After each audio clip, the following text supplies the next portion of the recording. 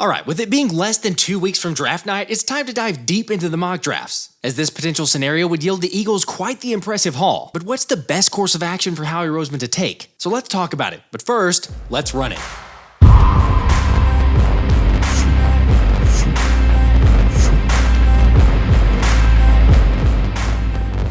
What's up, guys? I hope y'all are doing well. And you know what? I figured it's time because I've gotten a number of comments saying, hey, who would you prefer to pick in the draft, or what would your mock draft look like? So you know what? Let's make a video about it. Seriously though, this is a series of about probably 3 drafts I'd imagine that I'll do before the draft. And just for those who have not been familiar with this, I don't do multiple revisions of it or multiple takes. This is a one-time thing. I'm not going to be chopping it up. I mean, you're going to see edits and stuff like that, but it's going to be whoever it is on the PFF mock draft simulator. That's what we're going to go with. And as a reminder, just to make sure that we're all on the same page, we're going to go 6 rounds because obviously the Eagles only have 6 rounds worth of picks, with picks 22, 50, 53, 120, 161, and 171, 172 being the comp picks, as well as 210. All right, by the way, for those questioning if we're going to do trades, yes, probably, but I'm not going to force any trades, and we'll try to keep it relatively realistic. We won't go crazy with it, but Howie Roseman loves to trade, so it only seems reasonable to do that. Okay, so here we go, and the Bears are on the clock. And with their selection, a surprise shocker, I'm sure, but Caleb Williams. The second pick for the Commanders would be Jaden Daniels. The Patriots select Marvin Harrison Jr. The Cardinals will take Brock Bowers at 4. Wow, that is pretty early. Brock is awesome, but that's pretty early. Malik Neighbors at 5. Drake May at 6. 7 going to be Rome Odunze. 8, Dallas Turner. 9, Joe Alt. 10 for the Jets. Quinyon Mitchell. I hate that, honestly. I mean, that would be my preference, but I'm not trading up to 10 to go get Quinyon. So the trade-up scenario for me might be off the table. We'll see. Cooper Dejean, 13. Terran Arnold already went. Dejean Newton. Colts Jared Verse, 16. Seahawks take Fashanu. I can't say the first name ever. Troy Fatanu at 17. 18, the Bengals select J.C. Latham. The Rams at 19, Byron Murphy. Steelers, Graham Barton. Dolphins will take Letu Latu. Oh, man, and that was even right there. I was thinking he might be available. One pick up. Okay, so here we are. We're on the clock. What do we do at this point? Nate Wiggins is there. I like Nate Wiggins. You've got Kool-Aid McKinstry, Amarius Mims. That's a good potential pick. I've seen him go actually much earlier in those. It's interesting. He's ranked 22. I feel like he's been lower than that recently, but they might have updated the rankings here. But usually Mims goes earlier than that. So you got your options here. You got selections of corner, tackle. Jackson Powers Johnson is still there potentially. I mean, if you want to go guard. Tyler Nubin, Peyton Wilson. We could go further down. Tyler Guyton, I know, but that doesn't seem as realistic. I'm going to take a look at the trades here because honestly, this is what I've been pondering as I've done these mock drafts. And for those that have not joined, we do a live stream also on this, but you guys can hang out usually Tuesday nights and Friday nights. But if I can't trade up for Quinyon Mitchell, I'm not sure that I'm going to sit here and just take a guy. Like there's good possibilities. I get that. But to me, I like the value in that late second round, early third round range. So if I can get more picks there, that would probably be my preference at this point. If I can't get Quinyon Mitchell. So let's see about the trades. Let's see what we got offered here. Okay, so the Patriots have 34, 68, 103, 137. We might be able to do that with them. Raiders 44, 40. I don't want to move that far back. We're not doing that. So let's see. The only one that I'm going to consider would be moving back to the Patriots at 34, offering up 22, and then let's see what we can get back here. Let's see if we get 68, 103. Yeah, they're not going to do it for more than maybe 68, 103. What if we did 103, 137? Okay, that's not going to change anything. Okay, so 34, 68, and 103. I'm sure this probably won't, but a 50% chance, we'll give it a shot. We'll see what they do. Oh, all right, there we go. So we traded back into the second round. I know it's not the most exciting, certainly if we're on the first draft night and we trade out of the first round, but let's see how this goes. So we resume the draft. Tyler Guyton is who they traded up to get. Bo Nix at 23. Brian Thomas.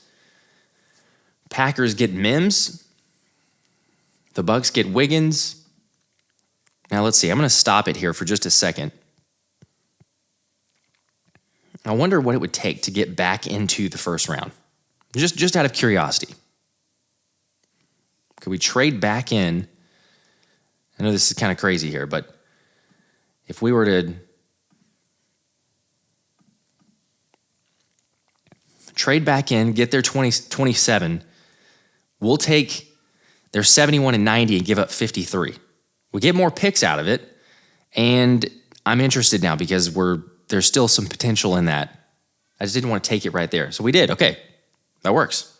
2 trades in the first round. Trade out of it and trade right back in. Okay, so on the board still, Kool-Aid McKinstry at 27 or Jackson Powers Johnson at 27.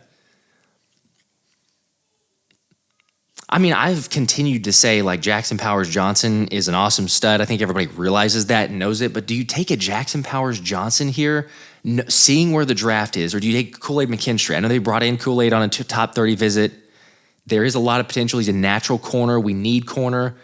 But you also need right guard. And the ability that Jackson Powers Johnson has, the fact that your Cam Jurgens is going to be the center. You can let me know in the comments what you think, if you agree or disagree, think that there's any concern there. But to me, there's not as much of a concern. I don't know. I kind of go back and forth here on, like, do I take a Kool-Aid McKinstry? Now, Jackson Powers Johnson, who's still available. So that's who I'm going to go with here. I know this may be crazy, but I feel like I've got some more value later that I can take with a corner. Maybe, yes, you can make the case not with a Kool-Aid McKinstry, but I'm just going to go ahead and take this. This is how this draft is falling. I was hoping to get Quinyon Mitchell. Did not get that there. So there's other options, I think, later in this draft that we can go with cornerback. So for the 27th pick in the 2024 draft, the Eagles will select Jackson Powers Johnson out of Oregon. There we go. The 6'3", 320-pound junior is on the Eagles. And it says here, there just aren't many holes in Powers Johnson's game, especially since he moved to center. He has a complete positional versatility along the interior offensive line. He has a fire hydrant-like build with short arms and a barrel-chested belly, but that build makes him powerful. He has the upper body strength to bench press 300-pound defensive linemen and the density to anchor quickly and effectively.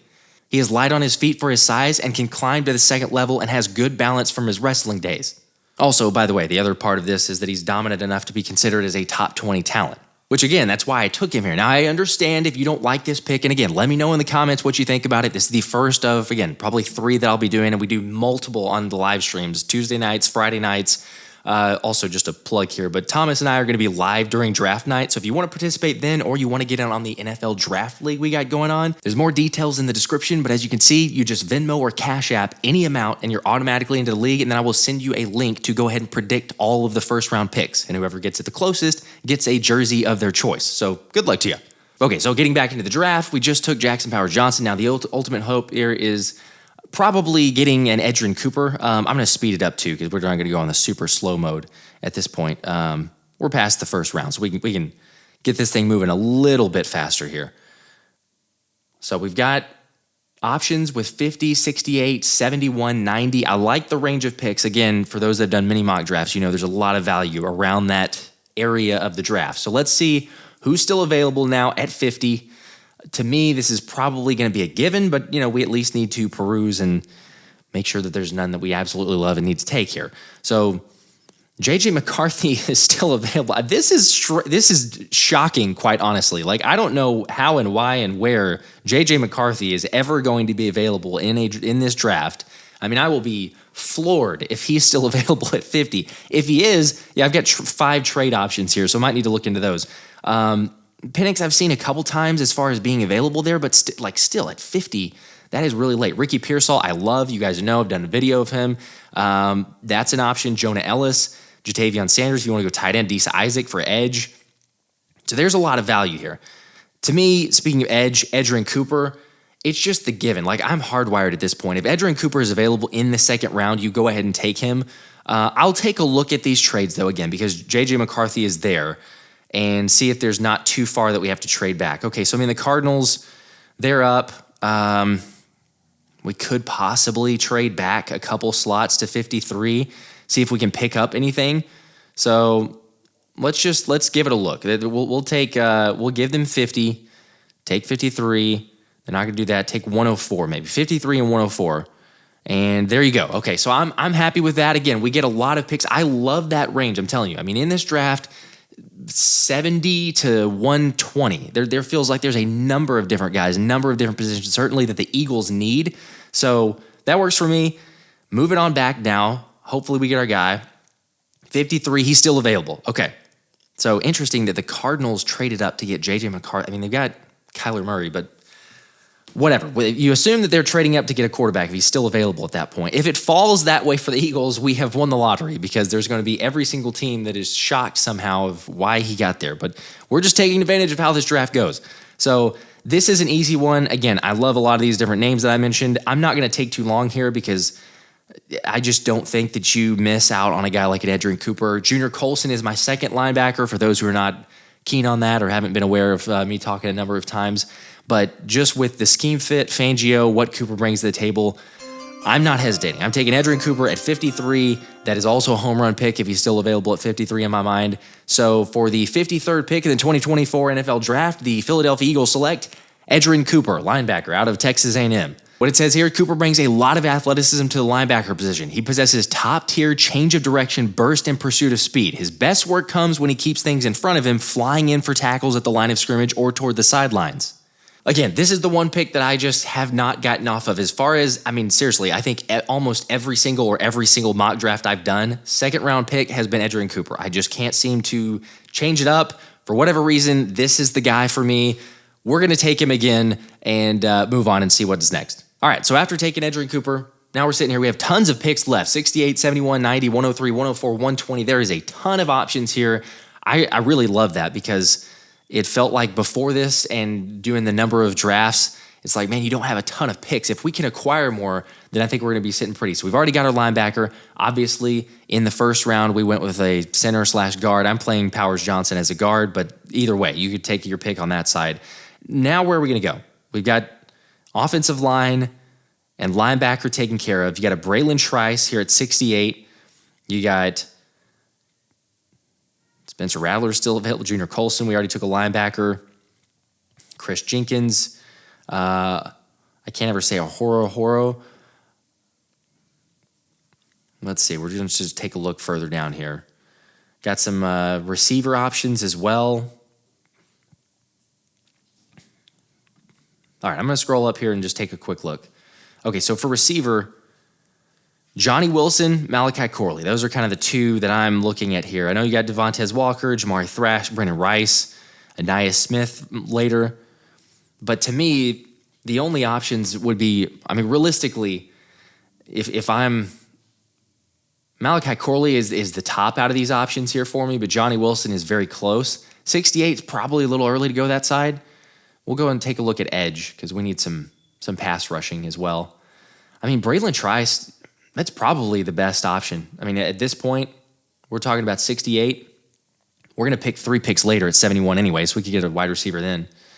Yeah, I'm looking at this so far, what we've gotten, the options on the board, I think it makes too much sense to not take a Braylon Trice. So we will add to the pass rush, get a Braylon Trice, and make that selection. So pick 68 for the Philadelphia Eagles 2024, Braylon Trice, edge out of Washington. What it says here, Trice is a disruption is production kind of player. His sack totals over the past 2 years are low compared to some of his peers, but his name is near the top of the pressures leaderboard. He has a frenetic pass rush style, which has its pros and cons. On one hand, he's going 100% on every play. On the other hand, his hands can be erratic and misplaced because of it. He loves the physical parts of his trench play, which is good because he'll be one of the bigger edge rushers. Interestingly, most of his snaps are from a stand-up position, but he makes it work. His length is somewhat of an issue, and he won't turn the corner like other edge rushers.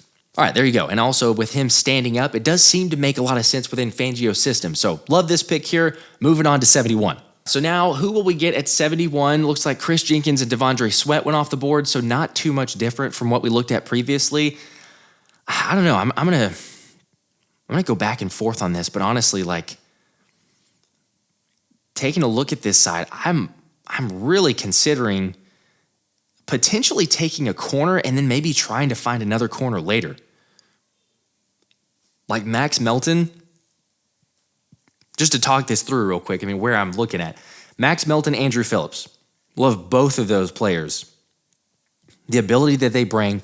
The fact that I haven't gotten a corner yet, sure, you could say maybe it's a little bit early if we're going off based off of rank or where they're at, but again, I mean, we're really close here. I mean, average draft position and the rank-wise. We're at 71. I just don't know if there's any players up here so far out of the needs that we have, and it's not really a significant reach to go over that. Yes, again, I love the receiver option. I think I can get one later at 90. It might have to be like a Nia Smith, but that's what I got to do. I got to take Max Melton. There's questions at corner, as we know. I love Keely Ringo, love Isaiah Rodgers. I think there's potential, but Slay and Bradbury and just depth in general, I think that we're going to need. So I'm going to go with Max Melton. You could take your pick between Andrew Phillips and Max Melton. Feel like I'm going to slightly go with Max Melton a little bit higher, but that's what we'll take. So 71 for the Eagles. Max Melton is in Philadelphia. What it says here, Max has been starting since his true freshman season at outside cornerback, but his lack of size and long speed suggests a switch to the slot could be in his NFL future. He has quick and controlled footwork when changing directions, though he isn't as sticky in coverage as one would want for a slot cornerback. That could be more anticipation related than athletic. He does his best work in off coverage where his downhill speed and anticipation shine brightest. He is a willing defender in run support, though he missed many tackles in 2023. Okay, and fine, no one's going to be perfect, certainly at this point of the draft, but you guys who have seen Max Melton, I did a breakdown on him on a previous video as well, and this dude's physicality along with that potential fit in Fangio's system, there's too much to like for me, there's potential, you can grow him into it, so feels like a good pick. Now, after taking Melton, we are waiting for pick 90 to see who we're going to be going with. I'm going to speed this up just a little bit more because we're getting into the later rounds and we don't need to see, I guess, every single pick on this side. So at 90... who do we still have on the board? What are our options? All right, we've got Austin Booker, Trey Benson, running back. I don't know if I want to go running back this early, but Trey Benson, that's enticing to me, honestly. There's a Brendan Rice. I might go with that. I'm thinking wide receiver. We've already got these interior offensive linemen. You see a lot of these. Mason McCormick, Van Pran, Mahogany. But there's not really much of a need now because we got Powers Johnson. A lot of running backs at this point. I'm thinking wide receiver makes the most sense. So let's take a quick look. We'll go to wide receiver. I know I mentioned cornerback also. But Brendan Rice, Jacob Cowing, and Nia Smith. I know Brendan Rice wants to be like a top option. But, he's available here. So you come on board, add as another weapon. Dude's a touchdown machine, too. But cornerback, Renardo Green, DJ James, Chris Abrams-Drain. I'm going to be doing a breakdown on him later, but that's a good pick to like. I think I could get him on the next. Again, we've got 103, 104, 120. So many picks left here. Yeah, that's what I'm going to do. I'm going to take receiver. I'm taking Brendan Rice. Too much to like for me. The talent and ability, I feel like the Eagles will get a wide receiver within like the first 3 rounds. And again, whether that's acquiring some picks to get in the 3rd round, have options on that side, but it makes too much sense on this side. So pick 90, Brendan Rice is going to the Eagles. All right, and what it says here is, as the son of the most accomplished receiver in NFL history, Rice's football intelligence sets him apart from most of his peers. There is so much nuance to how he plays the position, much more than you would expect, even for the more polished receiver prospects. He has a vast understanding of releases, route running, and hand techniques. He is a smooth runner who can gain separation at all 3 levels of the field. Okay, how are we doing so far? Let me know in the comments. Curious to get y'all's picks. Again, I love the interaction back and forth. I know no one's going to be perfect, but I'm just saying, so far with this, I'd be fairly happy if this is what we're looking at. And now back to 103 is where we're going to be at. So we've taken care of a number of positions. Obviously, we've got one corner. We drafted Jackson Powers Johnson early in the 1st round. We took care of a wide receiver with Brendan Rice most recently. Got linebacker Edgerrin Cooper. There's potential certainly on this board. We got edge and Braylon Trice. So Kalen Bullock is still available, safety. You've got a Michael Hall Jr., Marshawn Lloyd, Bo Limmer, Jacob Cowing. We just took receiver, though. That doesn't feel as likely. Matt Goncalves, who apparently Stout is either Stout or maybe they just went to the pro day at Pitt. But I think that there's some interest there. So that may be a possibility. Chris Abrams-Drain, who I mentioned, is a good option there at corner. So let's take a look here on this side. We got 103, 104, so we're picking back-to-back. I mean, there's not a huge rush or reason to be like, oh, let's just get super selective on this side. Nia Smith as well at 120. But we already got a receiver. So I mean, if it's me, let's just take a quick look also. I want to look at tight end. There's some options later, maybe a little early for tight end, early round 4. You could get Ben Sinnott. I like Sinnott. We're going to go back-to-back, though. Kalen Bullock. If you want to go safety, that one feels like a pretty solid pick also. I think that's what I'm going to do. Right here at this point, if Bullock's still on board and I've got 2 picks, 103, 104, I'm probably going to get a safety. The hope is that Sidney Brown is back and returns very healthy. He's trending in that direction, which is great. We've got C.J. Gardner-Johnson. We got Reed Blankenship, but you still need depth regardless, whether it's a rookie like this or a veteran. But the option there and Bullock being a bigger safety, I think that there's some potential you could like in that sense. So I'm going to go Kalen Bullock with 103, and then 104, we'll see who that ends up being there. So draft him, or see who we want to go with. I'm feeling like I kind of think I want to go Chris Abrams-Drain, quite honestly. I know we already got Max Melton, but that makes a lot of sense to me. Get another corner. You can't have too much depth. I think we all realized that from the last couple seasons, or certainly last season. So, yeah, give me Chris Abrams-Drain. So 103, Kalen Bullock, 104, Chris Abrams-Drain out of Missouri. There you go. And again, I'm going to talk more about Abrams-Drain and have a breakdown later, but what it says here is the 3-star recruit even played quarterback in high school as a senior. He moved to defensive back as a sophomore at Missouri and started on the outside in each of the past 2 seasons. He has a ton of ball production, 7 interceptions, and 34 forced incompletions since 2021. Abrams-Drain is a good overall athlete with adequate launch speed and recovery speed, fluid hips, and an explosive first step out of a change of direction. His weight is on the lower side, which is why you won't see him in press coverage much, but he does great work in off coverage from zone. Once again, that sounds like and really feels like a perfect fit for a Fangio scheme. I love the potential, and like I said, I will talk more about him in a future video. Taking Abrams-Drain, so now we're at 120, 161, 171, 172, and 210. I know still a ton of options there, but we filled a ton of holes also at this point. So I'm feeling pretty good about this draft. I know we already took receiver, but heck, the fact that Aniyah Smith is still available, you could go running back. You could get Marshawn Lloyd, Tyrone Tracy, Audric Esteem, Cole Bishop, Leonard Taylor, Cooper Beebe. Again, we got Powers Johnson, though, so I'm just thinking through. There's Muhammad Kamara. Yeah, this might be a little bit tougher on this side now. Ben Sinnott, if you want to get your tight end.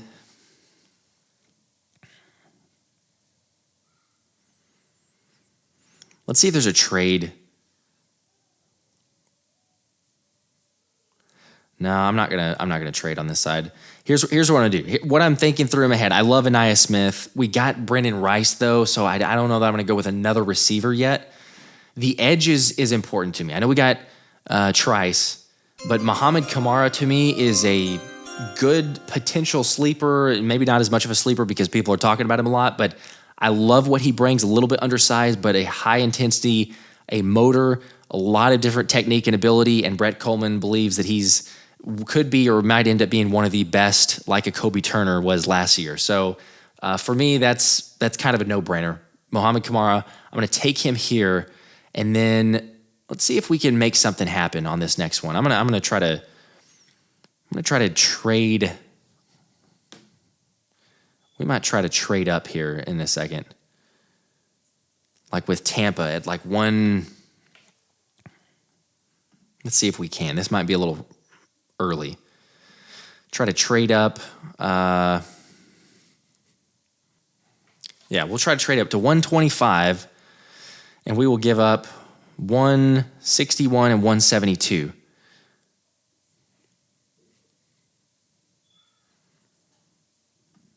There you go.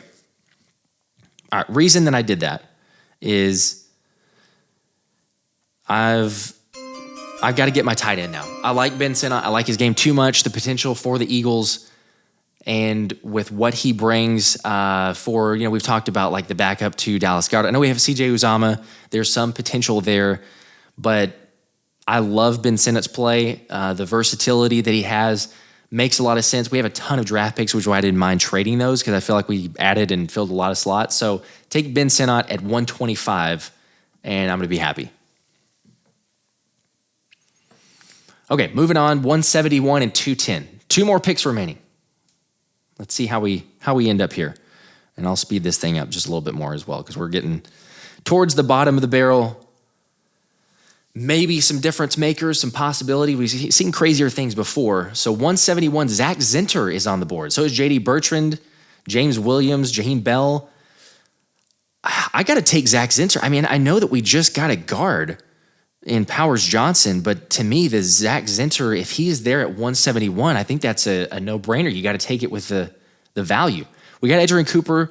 I do like J.T. Bertrand. Shout out. I think it was Philadelphia who had mentioned that J.D. Bertrand is being mentored by Luke Kuechly, so that is a great asset. I mean, you love the mind that he has there too and just being mentored. But I could go either way. I could totally see it. I know you have the Powers Johnson there, but O-line depth, you add another guy like a Zach Zinter. I mean, heck, you have the versatility with Jackson Powers Johnson of a center and then Zach Zinter who can play guard if you need to, if there's anyone that gets injured. I just think that he's fallen in the draft because of the injury. I still probably have Cooper Beef slightly ahead of Zach Zinter, but there's a lot to like there. So at 171, I got to go Zinter. So we're going to take him. And then that leaves us with one more pick, 210. Who will we go with?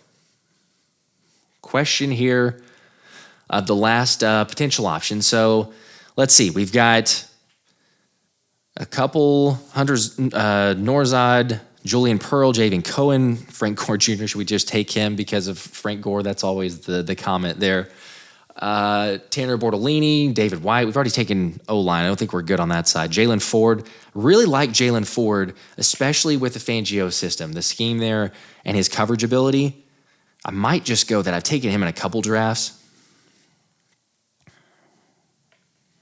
Yeah, I think that's the option. I think that's the route. Just go take a. I know another linebacker. We didn't take Bertrand. We could have. I like the value with Zinter there, but I think that there's ability on Jalen Ford's side.